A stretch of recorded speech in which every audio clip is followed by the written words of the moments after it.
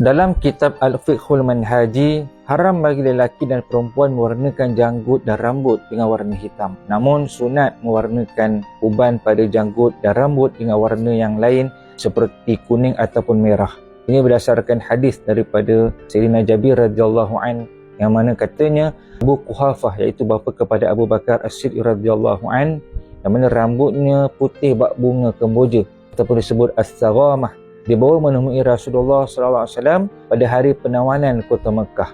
Lalu baginda Nabi SAW bersabda, "Ghayyiru hadza bi syai'in wajtanibus sawad." Yang bermaksud, ubahlah warna uban rambutnya ini dengan sesuatu dan elakkanlah daripada warna hitam. Dalam hadis yang lain daripada Abu Hurairah radhiyallahu an, mana Rasulullah SAW bersabda, "Ghayyiru syaiba wa la tashabbahu bil yahud." Yang bermaksud, ubahlah warna uban dan jangan menyerupai orang Yahudi. Itu juga hadis daripada Abu Hurairah radhiyallahu anhu, yang mana Nabi SAW bersabda, "Innal yahudi wan nasara la yasbughun fakhalifuhum." Yang bermaksud, sesungguhnya orang Yahudi dan Nasrani itu tidak mewarnakan rambut, justru hendaklah kamu berlainan daripada mereka.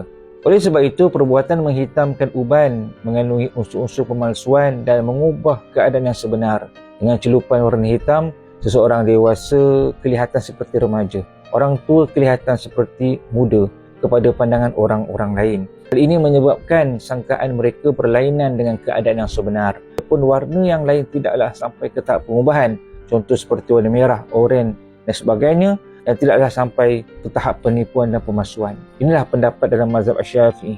Dan mazhab Asy-Syafi'i adalah mazhab yang diamalkan di negara kita ini. Alhamdulillah, kita telah dengar, kita aman dan kita sampaikan, mudah-mudahan bermanfaat.